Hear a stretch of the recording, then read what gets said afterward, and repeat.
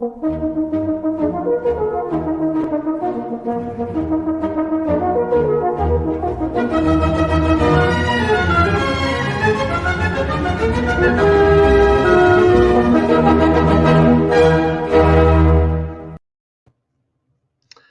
everyone. Welcome to another episode of Gray Matter.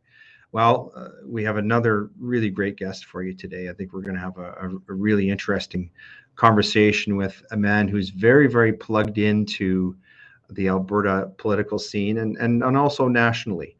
And I think we're going to learn a lot from our discussion with him. Before we go there, I want to just to remind everyone, shameless plug, we have our merchandise. It's available on our platforms, Facebook, Twitter and other spaces, sweatshirts and so on. So if you're interested in looking at any of that stuff and maybe buying a sweatshirt or something to support the show, that's great. We'd be grateful for that. And also a reminder to you, if you have not yet done so, to perhaps go on YouTube and subscribe to the show, because I'm told by Devin that helps us in some way, something about algorithms and training them. So if you can do that, that would be great. Okay, so what are we talking about today? Well, we're going to be talking about something called Project Confederation. And the gentleman we have on the program is Josh Andrus. He's the executive director. And my impression is that Project Confederation is, he can take credit for being his brainchild, or a shared brainchild. I learned about it a few years ago, pre-COVID actually, where I got to talk with Josh on the phone. He's a very, very smart guy, and as I say, very plugged into Alberta politics. So I think he's going to be able to help us understand what's going on and Alberta's place within Confederation and what Project Confederation is doing about it. But before we go there, as we always do, and before we introduce him properly, we're going to go to the aphorism board. And these are going to seem very, very familiar to our guest, because I won't lie, I stole these off of the Project Confederation website. The first one is from a gentleman who everyone knows I admire very much, and he was on our show, actually. He was a wonderful guest, and that's Mr. Preston Manning, who was quoted as saying, "Western alienation, fueled by the downturn in the energy sector and political resistance to the free movement of petroleum across provincial boundaries to tidewater and world markets, is reviving Western separatism." Was that ever true? That's going to be a challenge for the next parliament, no matter who ends up winning the election. Recognize the validity of the concerns. Don't dismiss them. Don't tell people you've got no right to be angry or mad. Interested in the distinction between angry or mad, angry or insane. The next one is from a man named Monty Solberg. If you don't know who that is, you should Google him. Most Westerners don't want to separate from Canada. We want to separate from a federal government that seems indifferent to the West's contribution to Confederation. We carry our fair share of the load. We'd like to be treated as an equal partner in Confederation, not punished by our partners for developing our natural resources. What happens next? Western anger needs to go somewhere. Either it goes into a new vision for Confederation that shows respect for Western aspirations, or into some firebrand's vision for a divided Canada. And finally, from a man who we're going to talk about today, I expect, Jason Kenney, our outgoing, eventually, Premier. In the past year, I've heard more expressions of support for Western or Alberta separatism than I've heard in my whole life. It's a reflection of deep frustration from people who think we helped the Federation pay the bills, we played by the rules, we haven't really complained about it. Yes, we have, Jason. And yet we're getting royally screwed here. The hypocrisy in this country is driving a level of alienation here I haven't seen in my whole life. People are angry, and they should be. That's Jason Kenney. So who do we have on the program? We have Josh Andrus, the Executive Director of Project Confederation, and he's also at the Alberta Institute, which is an independent, libertarian-minded public policy think tank that aims to advance personal freedom and choice in Alberta. Everyone knows we're fans of those things on this show. Josh is a fourth-generation Albertan from Drumheller, great town, great hockey team, actually, and holds a Bachelor of Arts from the University of Lethbridge, great school, majoring in economics and minoring in political science. Prior to joining the Alberta Institute, Josh worked as the executive director for a grassroots advocacy organization and volunteered in several political and policy roles. And I just want to read something here that's on the website, because this seems to be a great summary, or a bit of it. And I believe this is written by Josh. It says, for far too long, Western Canada has been treated unfairly by Ottawa. No kidding. The problem isn't so much any one particular government or political party, but a constitutional structure that incentivizes all governments of all political stripes to take advantage of Western Canada and our wealth and distribute those resources across the country to help win elections. The problem is an institutional one caused by an unfair separation of powers between the federal government and the provinces. Okay, so that's the statement of the problem. So let's turn to the man of the hour. Welcome to the show, Josh. What are the solutions to this problem? What's the goal? What's the plan that Project Confederation has to try and solve these problems that you've identified? Well, we've got some big issues, obviously, and I think you touched on most of them. I won't go into too much detail right off the top here, because I imagine we will be getting into it. But yeah, it is very much a structural issue. We've got a federal government that is acting in an overbearing capacity on almost every case. We have a Supreme Court that seems to be ruling against our Provincial Court of Appeals in most cases. I mean, we'll see what happens with the upcoming ruling on Bill C-69, which is the Impact Assessment Act. But we have a situation where the deck is stacked against Alberta. We are, in many ways, the financial driver of this country. We have been helping to build the nation for the past how long have we been in a province? 115 years, right? Yeah. So we're in this situation where the federal government is directly attacking our livelihoods and our industries, especially over the past 7 years, where we saw an oil price decline. So it's interesting, because as I was I was actually researching for another project when I was reading newspaper articles from 1986, 1987, going back to 1905. I was more focused on the 80s at the time, but I was reading an article that was published in the Calgary Herald, and I would sit there and I'd be like, I read that. Yeah, pretty much the same thing in the Calgary Herald today, in today's paper. It was the same concepts. Yeah. It was the same issues. And so I sat there, and it was right around the time that Jason Kenney had announced that he was going to have Senate elections. And I remember thinking to myself that that's not going to be enough. Like, we need some concrete changes, because Senate elections are good, but the Prime Minister doesn't really have any obligation to appoint anybody. So we need to take it a step further. So I started doing a deeper dive into some of the problems. And one of the things that we did when we launched Project Confederation is we launched an open letter to Premier Kenney entitled A New Alberta Agenda. We took elements of the Reform Party platform, which was the Triple E Senate, which is an elected Senate with an equal number of senators, and it has effective powers. We had unrestricted cross-country free trade. I mean, why be in a country if you can't move your product across borders? And that's for anything that's goods, like wine, for example, in BC, or railroads, or, as is important today, pipelines, especially important today given the geopolitical situation across the world. We'll probably get into that in a bit too. Mm-hmm. So, and then we also had Senate. Have an immediate referendum to abolish equalization from the Constitution. The Premier actually did follow through on that.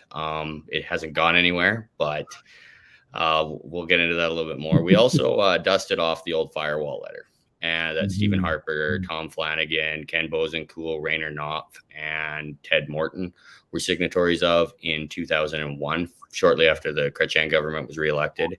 And that includes firewall objectives such as a provincial police force, a provincial pension plan, a provincial, or exchanging or getting rid of health and other social transfers in exchange for tax points, which means that the provincial government takes it over. We don't send money to Ottawa. Mm-hmm. A provincial revenue agency, and then I think we added employment insurance, which is technically going to need a constitutional change. But so that's what we did. We got immediate traction upon our launch, and I just wanted to, I appreciate, because you were a very early supporter of ours when we were just getting off the ground. You helped us out where And so, yeah, I always happy to come on your podcast and talk to you or take your call or anything like that, because I really do appreciate that. But that got immediate traction. And I think a big reason was because there was a separatist wave that Peter Downing and Wexit were kind of driving at the time. And we just so happened to find ourselves sitting in the middle of it. The Premier had indicated that he wanted to take steps. There are questions now about his commitment to those indications, but he looked at our platform. He said, okay, you know what? Like, let's investigate this further. He launched a fair deal panel. We took part in the fair deal process. We had organized speakers to go speak at events. We wrote op-eds. We had policy positions to defend. And so we were actually able to get the bulk of our platform in the fair deal panel report that was released 3 months late in June 2020. So what we've done is we've taken Western alienation and we've kind of said, here are some ideas of what some solutions are. Because, yeah, there are people that will say you'll never get a fair deal. And I understand where they're coming from. But I do believe that there's no such thing as a deal we won't take. And if we get some concessions, significant concessions from the federal government, I do believe that a deal can be worked out.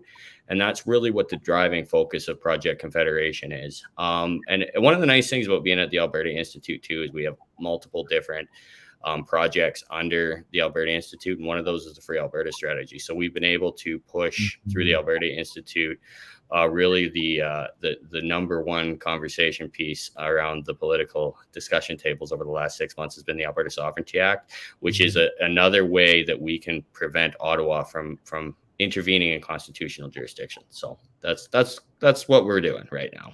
I like the way you tied that together, and I want to take you back to I think our first telephone conversation. This would have been, I'm pretty sure it was even before Jason Kenney became the leader of, and you were talking about it, about what was going to happen, and that you were very excited about, Jason Kenney taking over the leadership of the UPC, because you really felt strongly that he was going to take the football and just run down the field with it. Obviously, for a number of reasons, that didn't happen. But you must be very excited about the fact that, as you put it, the ideas that have been developed and put forth by Project Confederation are now dominating really the political landscape in terms of the leadership discussions. We had both Brian Jean and Daniel Smith on this program, and that was a major topic of conversation, Alberta sovereignty. Brian Jean talks about in terms of autonomy. I was never quite clear what he means by that, actually, but I think I know what sovereignty means. And this idea of the Sovereignty Act, to me, just makes a great deal of sense. So you must be very excited about, notwithstanding, the disappointment, if I can call it that, of Mr. Kenney's resolve to bring Project Confederation's ideas to fruition. You must be very excited about what's happening in the UCP leadership race, with the Sovereignty Act really being it's everybody's dartboard, love it or hate it, right?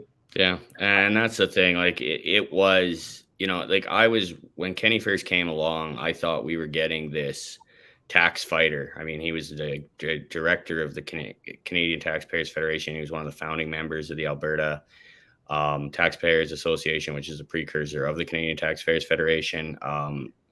I had been hired by Kevin Avram back in 2019 to head up Grassroots Alberta. Kevin was the founder of the Canadian Taxpayers Federation who hired Jason Kenney.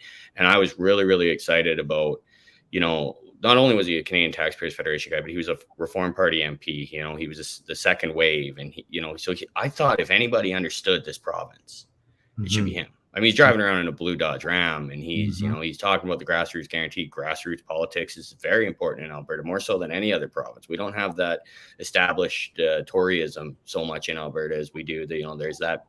It's very much a populist province, and I really thought that he understood the undercurrents and the culture here. And so as time went on, and I was noticing some of the people that were around him, and that was making me a little bit uncomfortable. And so honestly, like, to me, my disappointment started more in 2017, 18, just kind of where you'd see things and you're just like, like I don't agree with that fundamentally, and yet he's doing it. He's talking about a production curtailment to drive prices up. That's not free market policy. That's not, and then the way that certain MLAs were getting axed, right? And a big one, probably the most prominent one that went out was Derek Fildebrandt, the Western Standard. Derek is Derek, but he's also an incredibly talented and person who truly does believe what he's talking about when he talks. You might not agree with him, but I don't think anybody doubts that Derek actually believes what he's saying. And then Rick Strankman, another MLA, and there were, both kind of shrouded in controversy when they went down, and to watch that happen, and these true believers. Rick Strankman went to jail fighting the wheat board, which was the bane of Western Canadian farmers' existence for the better part of 20, 30 years. And so you see these guys that are true believers going down. And it was tremendously disappointing to have to go through that. But I got lucky in the sense that I kind of was like, I got cold feet early. And so by the time everybody else was disappointed in him, I'd already crossed that bridge. And I was already, I had a feeling this was going to happen. And so Project Confederation was really born out of frustration with Jason and some of the ways that he was telling us he was going to do something, and then he was backing down. And I had a feeling before we even launched it that we were going to need to hold him to account outside of the legislature, because inside they weren't taking any chances inside the legislature. So we launched Project Confederation just out of the bane of necessity, is because we need to do something here to make sure that Kenny does follow through. And he did for a little bit. He had the Fair Deal panel looked like it was going to lead to things. They all say COVID derailed it. I think that was just a misunderstanding of the culture in Alberta. We do have a unique culture here. We're very entrepreneurial. We're very independent minded. We don't like being told what to do. And we believe a handshake deal is a handshake deal and it needs to be honored, where you don't get that in other parts of the world. And so we're in this situation where I don't think Kenny truly misunderstood the culture, or truly understood the culture in the sense that he was saying one thing, but then he was doing another. He thought that he could, send an angry letter to Ottawa, and that would be sufficient. And that's not sufficient. And I think everybody in the province is really frustrated with the fact that we spent, things are a little bit better now with oil prices at $83 or whatever it is today, and breaching 100. But there is a genuine anger at the federal government. And I think Albertans are scarred by the recession that we went through from end of 2014 into 2021. If not even early 2022, you could argue it was still ongoing, but we were kind of digging ourselves out of it. So we're in this situation where, there is a tremendous amount of anger. There always has been. It's what bore the Reform Party. It's what bore the Wild Rose Party. And Kenny completely misunderstood it. He thought he could talk without walking the walk. And that's a big reason why he's walking now, eventually. So you state the case very clearly about what happened. Would you care to comment on why, given there a 61% mandate on that referendum, I believe it was 61%, that Mr. Kenny chose to do nothing with that? Do you have an explanation as to why he chose to do that? I kind of got the feeling that he was afraid of the own anger that he helped whip up. That he he just underestimated the amount of anger that there is towards Ottawa. Maybe he spent too much time there. And when Trudeau won again, he was kind of caught behind the 8 ball. He didn't really have a plan. I think his plan was that Scheer would win and it would go away. And then O'Toole would win and it would go away. And I think that just was a tremendous miscalculation, because these are real issues we're talking about here. People are genuinely angry at the way we've been treated. We've had, you look at the countless number of jobs that have been, killed due to federal government, either moving regulations or just flat out project cancellations. And I don't think anything's going to change. I think one of the reasons that our issues are still in the forefront is because people are, we're heading into the fall. People are looking at their bank accounts. They're looking at their grocery bills. They're looking at their power bills. They're looking at their heating bills. They're seeing 7% inflation prints. And then they're looking at Ottawa and they're just saying, oh, bleep. Because at some point something's going to give here. And Ontario is feeling the pain just as much as we are, if not worse, because we do have, a strong natural resource sector. Crops are looking kind of good this year. So we're in this position where we're doing kind of okay relatively to Ontario and Quebec, but that because Ontario and Quebec are feeling pain, that we're going to eventually be forced into that situation. And so I think that's a big reason why these issues are so prominent in this leadership race. And it's because there's this feeling of dread going into winter. There was yeah. Go ahead, Josh. Sorry. I was just wrapping up. So you can, go ahead. Yeah. Well, just to tie into your point, there was a recent poll you probably saw, which stated for the first time, separatism, Western separatism, was more popular than Quebec separatism. 33% in a recent poll of Albertans said that they would support leaving Canada. Now, I think part of that is desperation. As you say, there are some people who don't believe that we're ever going to get a fair deal. But I think it's fair to say that the majority of Albertans still would prefer an option or a plan like Project Confederation, because really what Alberta wants to be able to assume its rightful place as a full partner within Confederation. We want RESBCT, right? And it just like every province, every Canadian wants that. But as you say, that's simply not possible under current conditions. And it's not just economics, is it? Saw this story yesterday of this shop teacher in Toronto, dressed in drag, who looked like Morgana the Kissing Bandit, for those of you who are old enough to remember. And this is being defended. And I think to most Albertans, that looks like pure lunacy. So it's not just economics. Like, there's a cultural rift here that this Liberal government wants to change, not just what we whether or not we use plastic or what we put in a car. They want to change the way we think, the way we communicate with each other, right? They want to change the way we do commerce. They want to change what our kids are learning in school.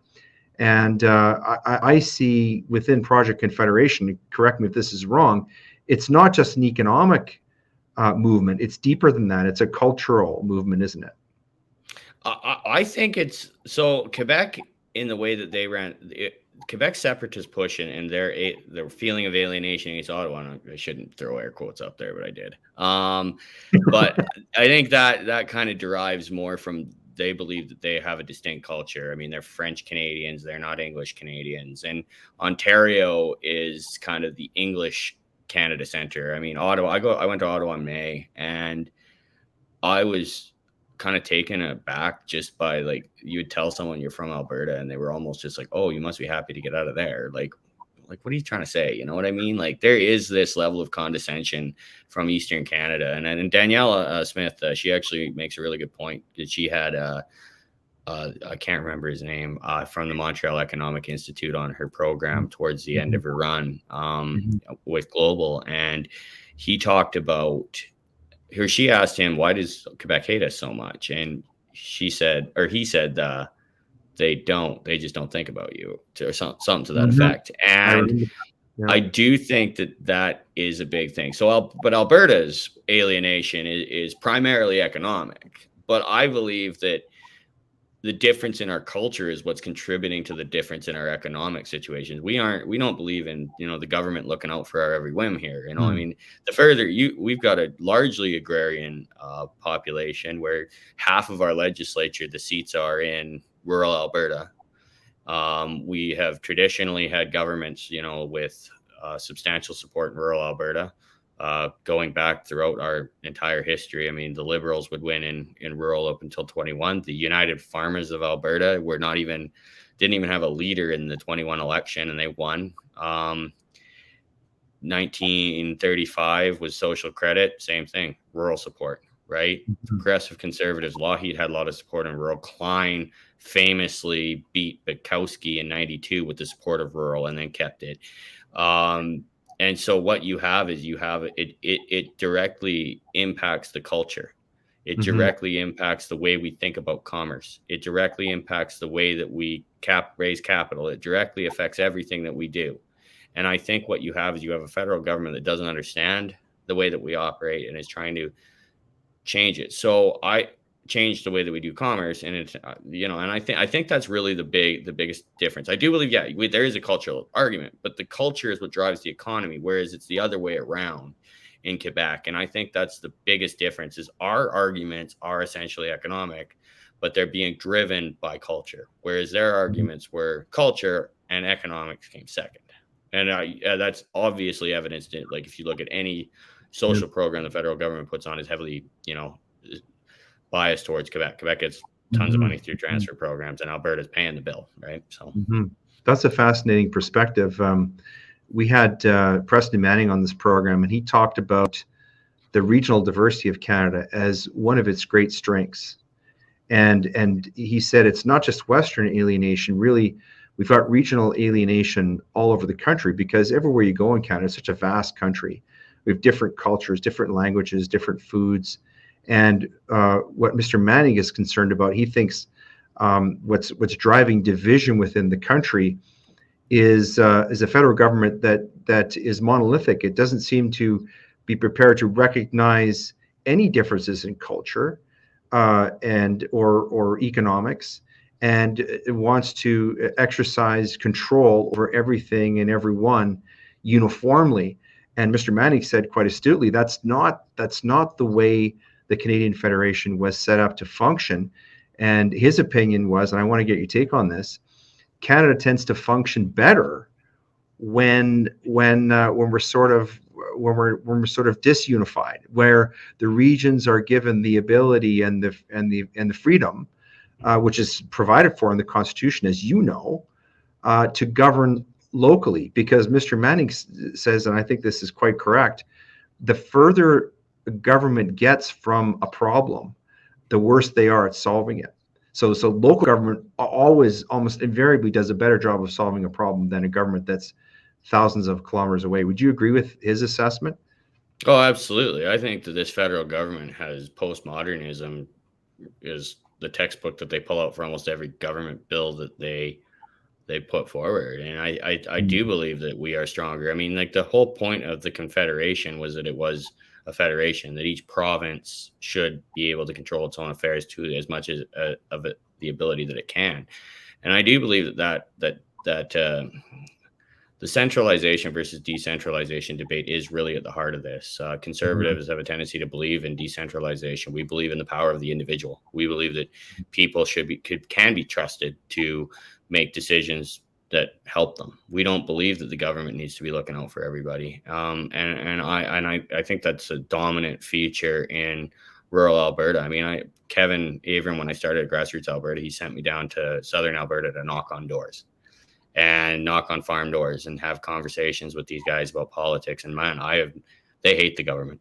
It doesn't matter who's in the government, they hate the government. And I love those people, because they're the ones who are separated from it. They don't get the benefits of their tax dollars like people in the city do. And so we have this, I think, but that just feeds into the culture, like I said. And even like downtown Calgary, like, I'd say probably 40 to 50, if not 70% of people in downtown Calgary working in those office towers either came from rural Alberta, had parents born and raised in rural Alberta, or in some other way have had their upbringing influenced by the culture outside of the city. And so they bring it into the city, and they bring it in the office towers, and they bring it into the business. And that's a big driving force behind our entire culture. And I think one of the things that we're seeing is, and it's one of the driving forces of Western alienation, just on a pure philosophical level, we have a difference between what the federal government wants and what the civil service wants and what the bureaucrats want in Ottawa to what we need out here and what we want out here. And I think that really,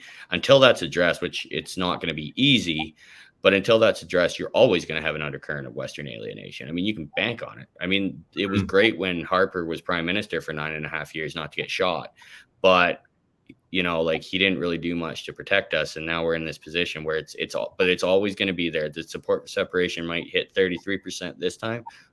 maybe there's a conservative government for a few years and it goes down to 20, and then a liberal government comes in and hits 40 next time, right? Every wave gets a little bit stronger. And so if we don't address the issues before it gets to that point, or if we don't even get in the door, we can't afford to fail, because otherwise the country will break up. Speaking of government overreach, I wrote a paper earlier this year. It was based on a book called Our Enemy the State. You might be familiar with it, by H.L. Mencken. It was written in 1935. And one of the things that he said was that in the book is that as government encroaches more and more, individuals tend to rely on each other less and less. Okay, so end COVID. So here what we have is we have forced physical separation of individuals. So, they can't get together to meet, to talk about things, to solve their own problems. They become more and more reliant on government. And so now moving forward, now we have this government that has used really the COVID measures to expand the scope of their powers. They're still talking, the vaccine mandates. How has COVID and I'm talking specifically about the government overreach aspect of COVID, has that set back the Project Confederation movement, or has it fueled it? It's fueled it. I mean, we have a situation where the federal, and it actually, we did experience like a slight downturn in fundraising during the pandemic. I think everybody did, but it was one of those things where, like, as it was going on and as the government was overreaching, and as you're watching it happen, you're watching people just kind of stand up to the government more and more, to the point where in February we had, I don't know, 500,000 was it, people driving up to Ottawa, and and then the Prime Minister brings in the Emergencies Act. I mean, like, the Emergencies Act is one of the prime examples of why we need to have more autonomy. And that means things like a police force, things like a pension plan. That means the firewalls need to go up, because the federal government is doing these things. And I believe that it helped fuel it as well, because, and we talked about the culture of, independent thinking and independent thought in this province, and the way that Kenny and Trudeau almost, seemed to be like they were working together, and people were seeing that and they weren't liking it. And so we have this situation where COVID has almost increased the frustration, because it did seem like the pandemic response, it was on a cultural line.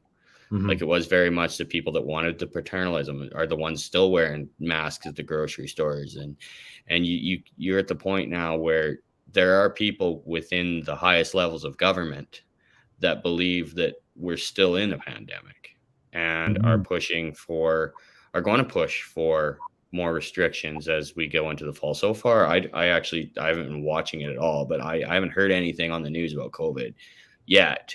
But I mean, because we've kind of shifted to inflation, and mm-hmm. I don't know how that's going to play out, but we're at this point where, there are definitely, I think it exposed a serial divide in our cultures between Eastern Canada and Western Canada, where we hated the restrictions. We almost to a man, there was a tremendous amount of support for ending the restrictions, and people mm-hmm. got really angry. And maybe you didn't go to Ottawa, but you're probably watching the news thinking, good for you.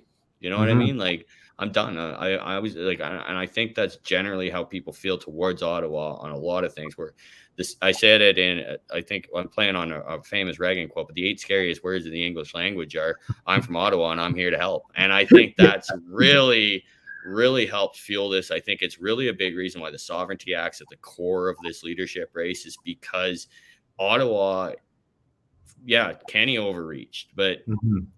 Trudeau not just overreached, but showed no signs of giving in at any point. And I think that has really pushed things forward. The Emergencies Act, like, we have to protect ourselves and protect our bank accounts, because if you donate to someone who's opposing something the federal government is, you could have your bank accounts frozen, right? Mm-hmm. Like, so we need these protections in place to prevent Ottawa from doing the things that they have been doing. So the pandemic, in some ways, at the beginning, it slowed us down, but I mean, there was a part of me that thought we were going too fast anyway. So, but as time went on, it became quite clear that it was another point of cleavage between Ottawa and Alberta. And I do believe that it is down to that cultural difference that we talked about earlier. Yeah.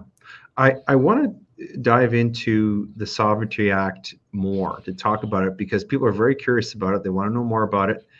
By way of segue, I want to talk to you a little bit about the APP, the Alberta Prosperity Project. Okay.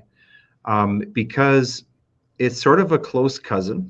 There are a lot of lines of symmetry between Project Confederation and what the APP is talking about. The APP, people think it's about separation, but actually it's about the idea of living in an independent Republic of Alberta that is free and prosperous. And of course, it seems to me Project Confederation has basically the same goals. They want Project Confederation is about Alberta sovereignty just within Confederation and having Alberta being free and prosperous. But the APP is talking about, and this is what I want to get your take on, is talking about a referendum on separation, on independence from Canada.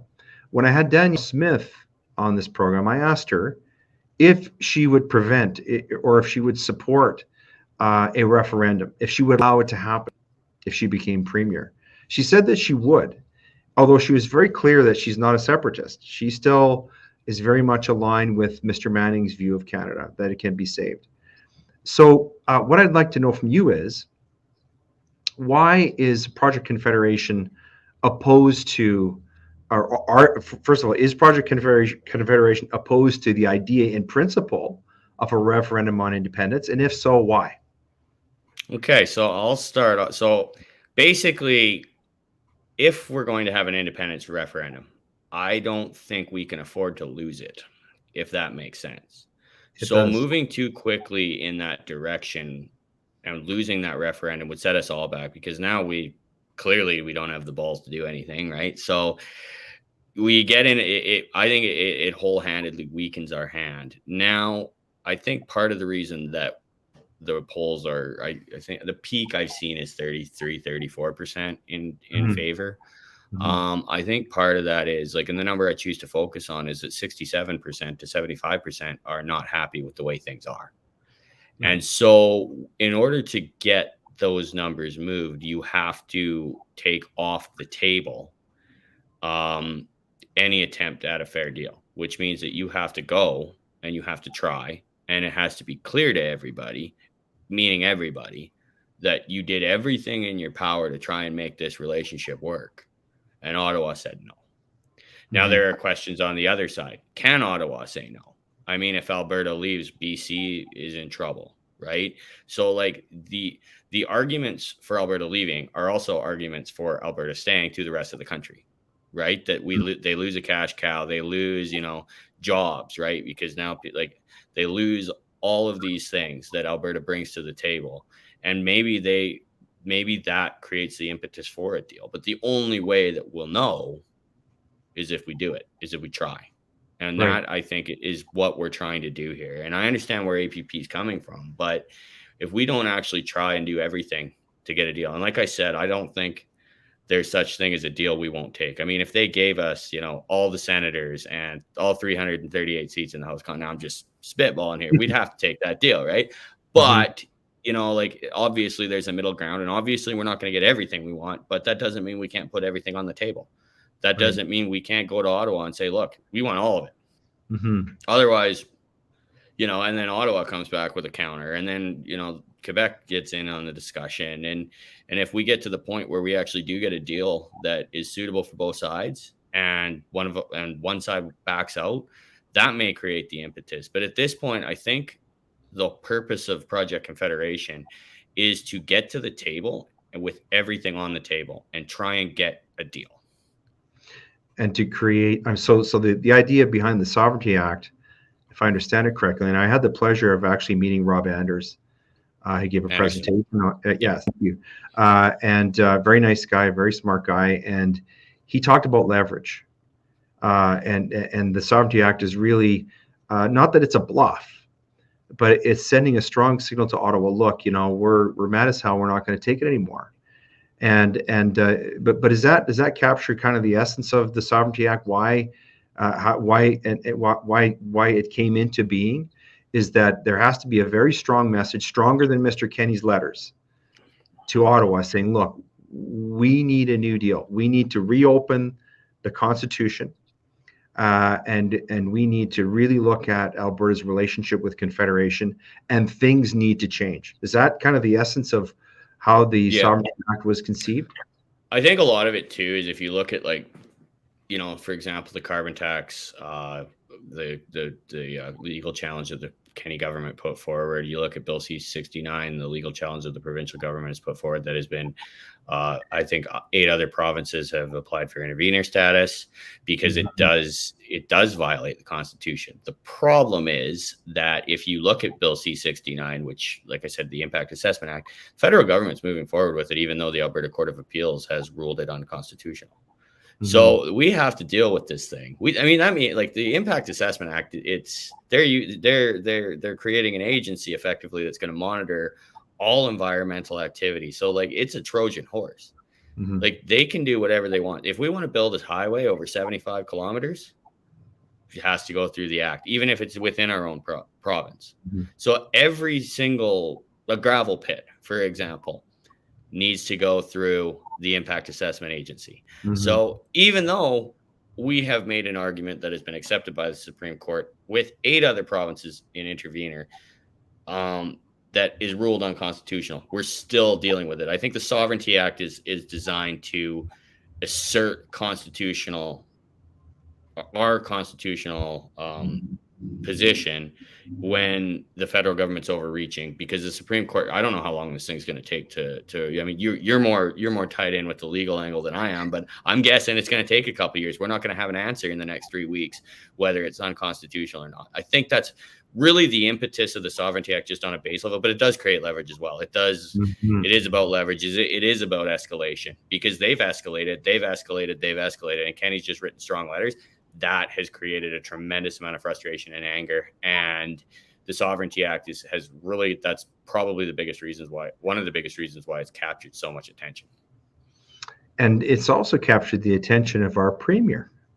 He called it catastrophically stupid, and he went back on his word. He said that he was not going to enter the fray of the UCP leadership race, and he has done just that. And he's essentially endorsed, not surprisingly, one of the candidates who happens to be a member of his cabinet and happened to have been at the famous, the Sky Palace Sky Palace dinner. Yeah.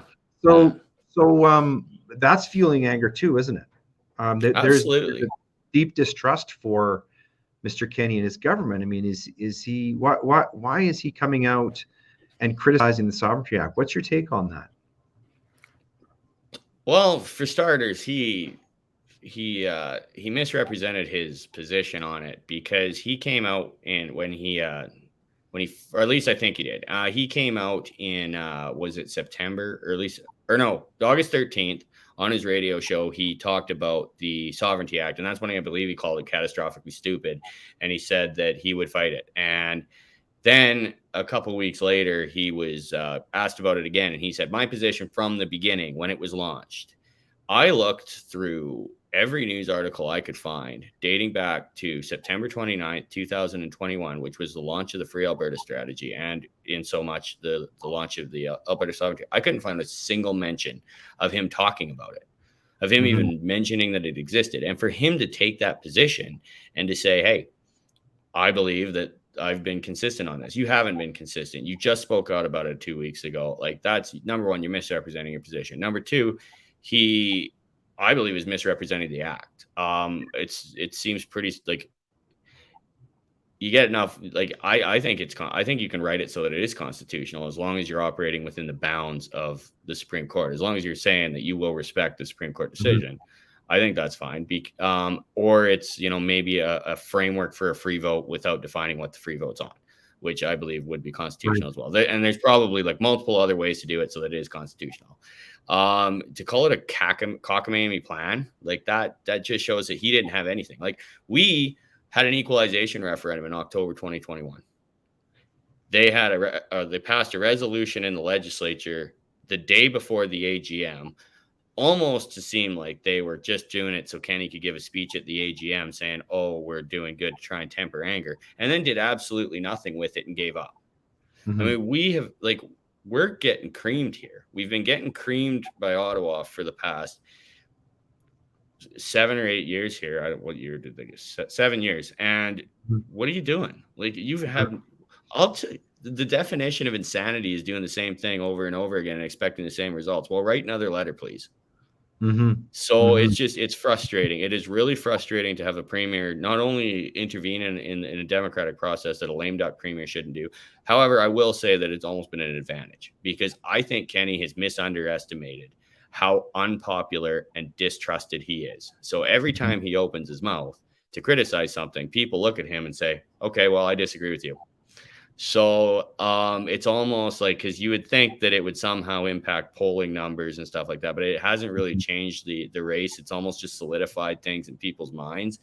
And so it's on one hand, yeah, it's frustrating because you're having to respond, but on the other hand, I think he's underestimated his unpopularity and the distrust that people in his own party, let alone the general public, have towards anything that comes out of his mouth.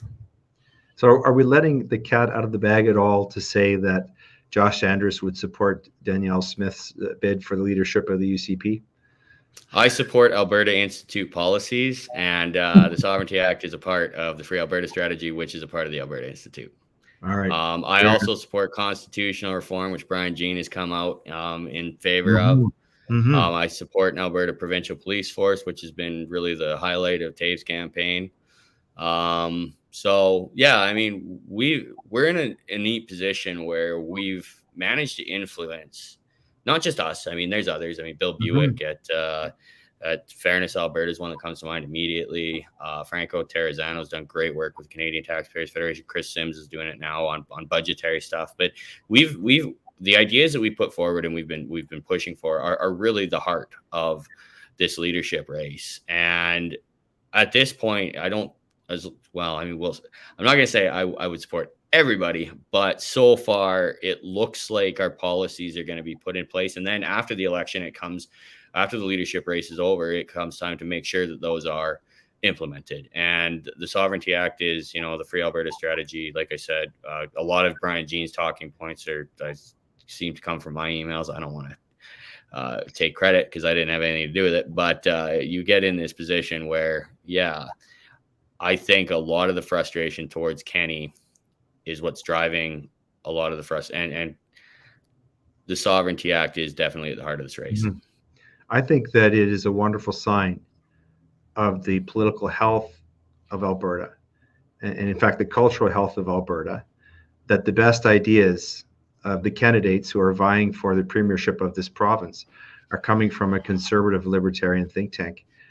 We had a gentleman on here you might know named Peter Hawley. He's with the Frontier Center. Oh, really? I love Peter. Yeah, okay. Yeah, I'm a senior fellow of the Frontier Center. I'm proud to say that. We've had him on and some other guests in the Frontier, and Peter talked about think tanks, and so did Preston Manning when he was on. And they had an interesting take that, and I'm interested to know what you think about this. That for the longest time, these really bad political ideas that have been dominating political discourse in Canada have been coming from lobby groups and woke corporations, and vested interests.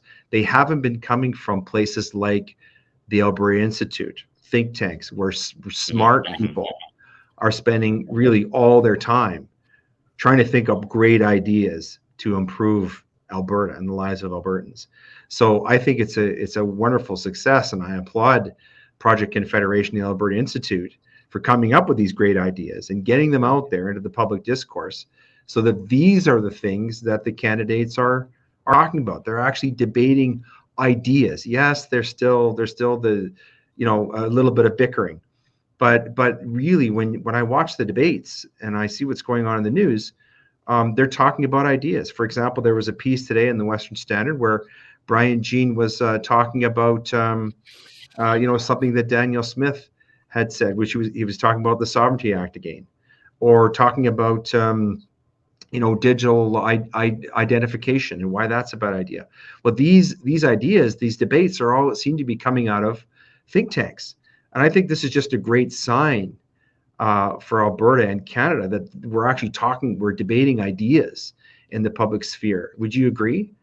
I think so, 100%. I mean, I think on the conservative side or the right-leaning libertarian side, we'll say, there's been a definite absence of think tanks. If you look at the left, on environmental issues, on animal rights, or really any issue that is important to them, you can't even you probably couldn't list off all the organizations that are directly there, and they've got a model that has been working for them. They have hundreds of groups talking about a single issue, because then it can seem like there's lots. And so what we've done at the Alberta Institute is we've taken a very collaborative approach to this. Even our organization design within our organization is collaborative between projects. I help Rob. Well, Rob's on leave right now, but where we work very closely together to try and build a movement, not just an organization. It's not just about one person. I'll work with the Canadian Taxpayers Federation on something. I'll work with Alberta Strong and Free. We'll work with anybody to try and to get as many voices out there as possible, because that's really the driving force. If we consolidate into one group and we have all of our voices into one, I think that weakens us tremendously. Because if we've got one person out there, that's only one. If we've got, a story comes out in the National Post, for example, that maybe quotes 4 think tanks all saying similar things, I think that's a huge advantage. The left does it tremendously. I mean, they've dominated political discourse with this model for the past 20 years. I mean, going back to Obama's presidency, if not before that. So I think the think tank model, it's really we're just in the early stages of it in right-leaning libertarian sense. I mean, I know you've done a lot of work for JCCF. I would count them in there. So we've got, John Carpe is the same thing. He comes from the same school we do, that Canadian taxpayer used to be with CTF. So we have this general concept that the more, the merrier, the more voices, the better. And that, I think, is one of the big reasons why we're such a force now, is because there's more of us. It's not just me and you, and it's not just me. It's not just Peter. It's all of us, right? So that, I think, is a big reason why this is going on. Well, one of the challenges for think tanks like yours or the Frontier Center or the JCCF, for that matter, the left doesn't seem to suffer from is an absence of money. There seems to be no end of money for these really bad ideas that are coming from the left. Is that changing in terms of being able to get people to donate to support the Alberta Institute, to support Project Confederation, or are you guys still fighting really hard to get public support for the many different programs that you offer? Our model is designed in a way that we're always focused. The bulk of our income doesn't come from the big dollar guys. It doesn't come from downtown Calgary. It doesn't come from, it comes from, somebody chipping $1,000 on an email here or there, which, and the whole idea is that the more grassroots our design is, the more reach we're going to have. We're not relying on I don't have to call Danielle Smith. I just got to send an email to, my list, and she gonna hear about it. You know what I mean? So so we're in this position where, I'd say our design is different in that we try and focus on the small dollars. We try and focus on the little guy who is directly impacted by what we're doing and does have a passionate view on it. I don't have as much to do with the larger dollar donors, but that's very much our structure on a financial sense, and it's really our structure with everything. We do a lot of petitions. We get a lot of feedback, a lot of surveys. Our whole design is about engaging with the people that are our support base, and so I can't really comment directly on that just because our model is a little bit different. So if people wanted to donate to Project Confederation or to the Alberta Institute, how would they do that? Was the best way to do that to visit the website?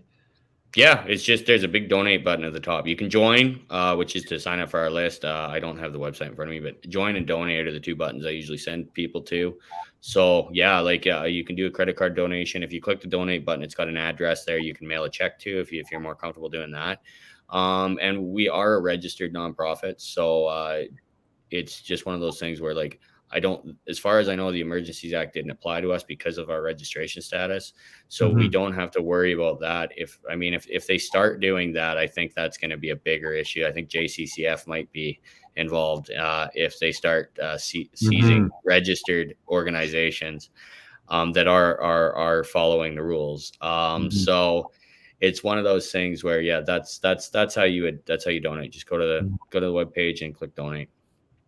Josh, I wanted to ask you about a big event that you have going on. It's coming up, Canada Strong and Free Regional Networking Conference 2022. This is in Red Deer on September 24th at the Cambridge Hotel and Conference Center. Do you want to talk about that a little bit?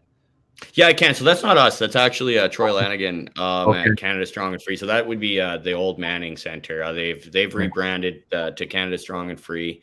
So that's them. But we're going to be there. I'm going to be there. I'm going to be talking to people. I haven't even seen the speakers list. I hear there's going to be a debate. I'm not sure. We are having a Common Sense Red Deer. Common Sense Red Deer is our municipal Red Deer group from the Alberta Institute. Like I said, lots of different organizations. So we are having an event, I think, at Boston Pizza across from the Cambridge. I'm looking forward to it. I'm looking forward to seeing people and talking to people. I go to these things. I mean, unless I'm speaking, I like to hang out in the hallway and talk and get people's perspectives on different things. And it's really, because I'm looking forward to seeing a lot of people I haven't seen in, a couple of years, the ones that didn't make it to Ottawa in May. So I'm really looking forward to this one. I think this is the first one in-person conference that Troy's put on since, probably before the pandemic. First one in Alberta, and Alberta's, the heartland. So I'm really looking forward to it. It should be a good time. Troy's a really good guy, so I'm really looking forward to it. I've heard that Mr. Manning might be there. That would be. Oh, he probably will. Yeah, very. If they can afford him. Is he that expensive? I'm kidding. I'm kidding. Well, he'd be worth the price of admission, in my opinion. That was lovely. Yeah. Listen, we've kept you a long time, but before we go, I must get your take on the federal scene. They've just selected a new leader from Calgary, Pierre Poilievre. Now, there's people have different ideas about how much of a difference he's going to make on the national scene. We had Maxime Bernier on this program, and he said that he said nothing against Pierre Poilievre, but he thinks that there's a pretty deep rot within the Conservative Party, and that once you look past the veneer, there's not a lot of difference between the Liberals and the Conservatives. That was his view. And so he doesn't think that things are going to change a whole lot for most Canadians, whether we have Mr. Trudeau or Mr. Poilievre in their Prime Minister's office. What's your view of the matter? Do you see, from your point of view or from Alberta's point of view, do you see Mr. Poilievre as taking the reins as the new leader of the Conservative Party and potentially our next Prime Minister as a positive sign, or one that really makes very little difference in terms of Project Confederation and Alberta's future? Well, we've said it multiple times. It doesn't seem to matter who the government is. We're still going to keep doing what we're doing. We're still our arguments don't change. We believe that there is fundamental structural issues. I think with the just pure speculation, I think it comes down to when Trudeau calls the election. Now, all indication is that he won't call one until 2025, that he'll keep things propped up. And I think what Pierre will factor in then. Obviously he's going to be a dog, and we know what he's capable of in the House of Commons. He's one of the most articulate speakers. He doesn't need a script. He could think on his feet better than anybody I've ever seen. But at the same time, it's the timeline. It is, we're looking, and I'm just looking over the markets right now. The Dow's down 500 points today. I haven't seen the TSX. We're in a position where every time a rate hike happens, people are worried about a recession. But they have to they have to keep raising interest rates, otherwise inflation is going to run too hot. And so we're in this weird little position where the federal government's going to need to do something. The Bank of Canada can only do so much when the Trudeau government's handing out $4.7 billion programs that largely benefit Eastern Canada. And you can almost anticipate that in the next 2 to 3 years, Trudeau will institute another policy, something I don't know what it'll be, whether it be a windfall tax on oil and gas companies, for example. That's something we've talked about in the past. Right. I mean, that was something that was mentioned in the at the UN. I think the Secretary General of the UN was talking about it. I don't know if it was him, but there was a direct mention that you need to be bring windfall oil and gas tax, or maybe something happens in Russia where there's a supply shortage and a supply crunch, and that drives prices up in oil and gas even more, which is going to drive prices up in Ontario for everything, right? Because energy is the industry that powers everything else. Every other industry relies on energy inputs to build anything, to produce anything.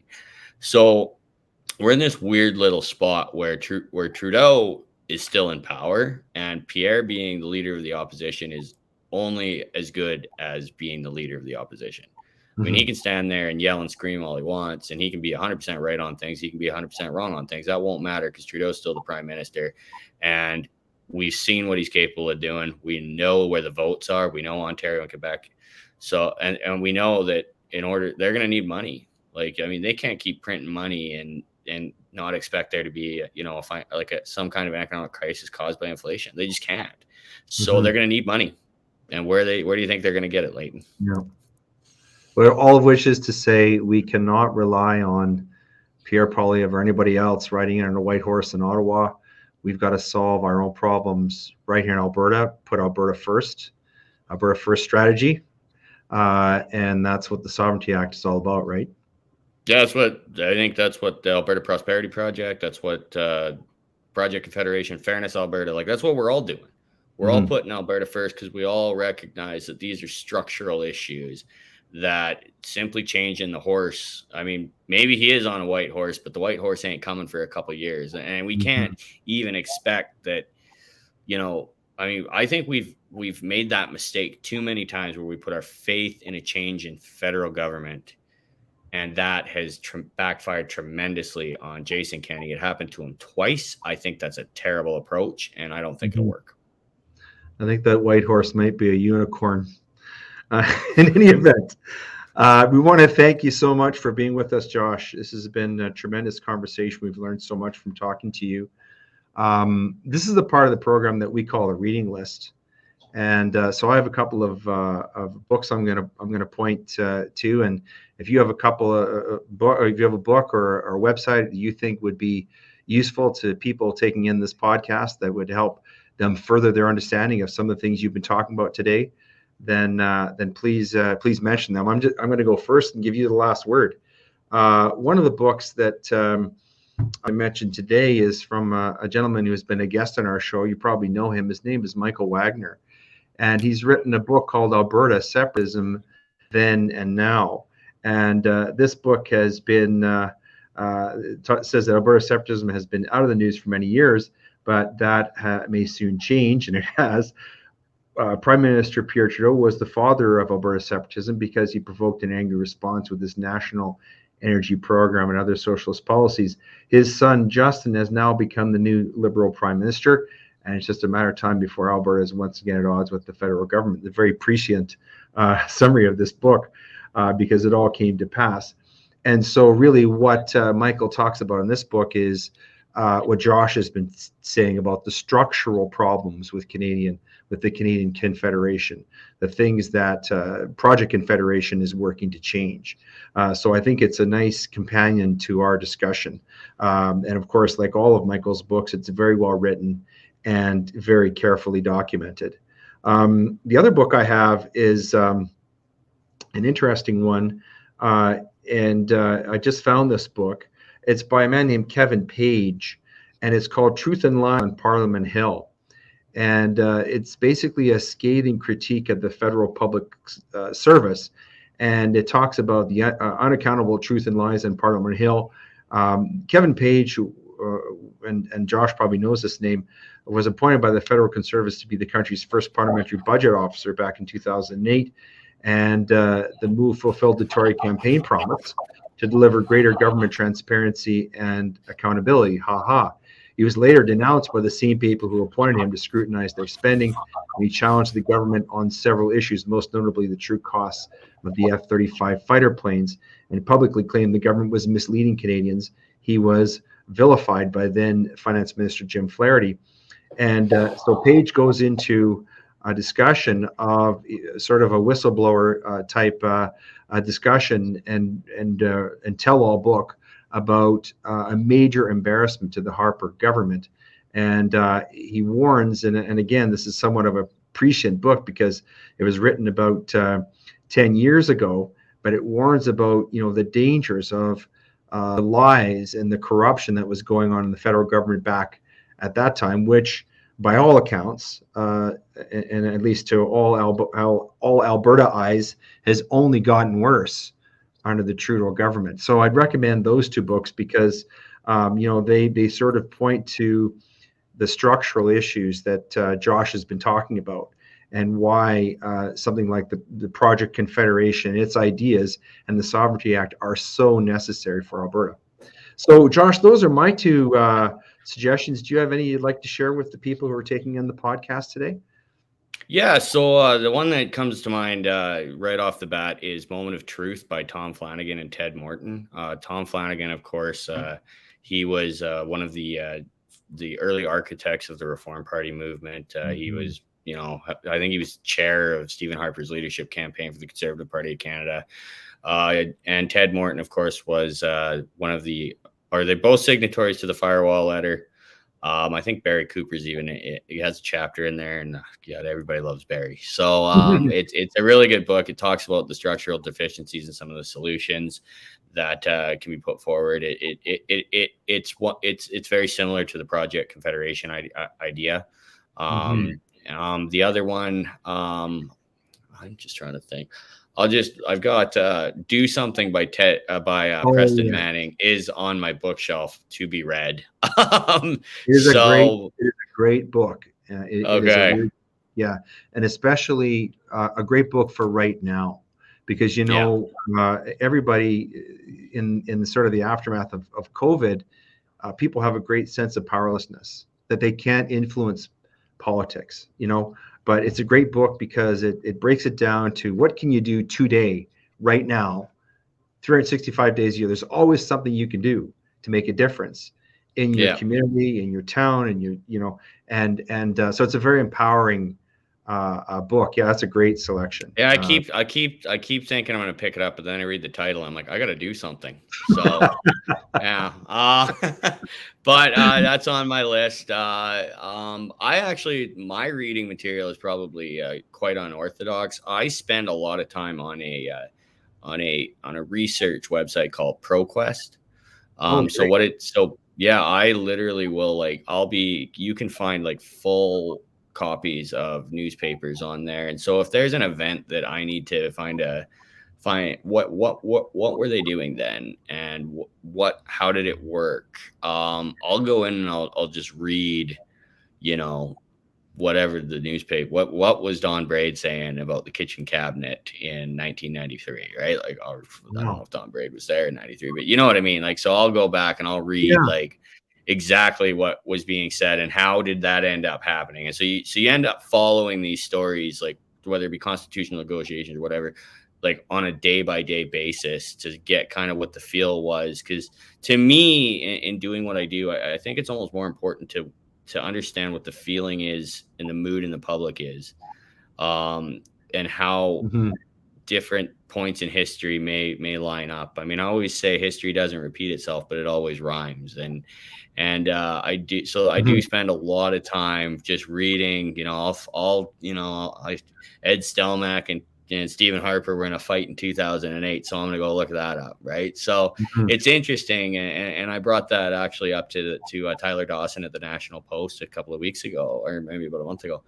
And it was just kind of, I was looking at it, and, I was just so happened to be reading articles from 2008 where Stelmach was mad at Harper over equalization and how it doesn't matter if it's a conservative government in power.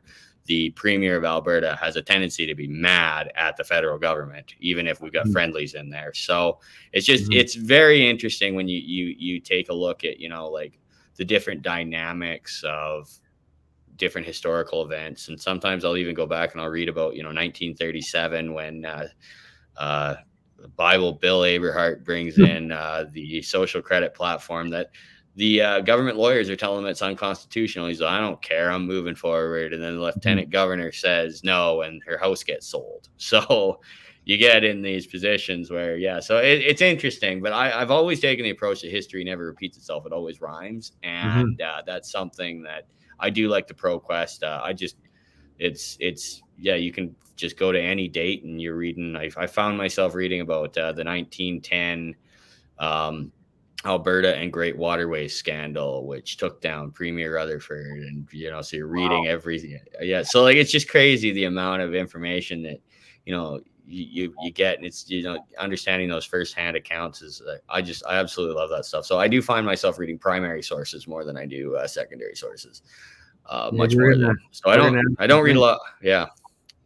No, I'm going to check that out. I had never heard of ProQuest. Thanks for that, Josh. That's wonderful. Yeah, it's a research. I found it when it was what we used at university, and then I just found a way to get access to it, and I just signed up for the Calgary Public Library, and that's how I get in now. Excellent. I mean, libraries, what a treasure.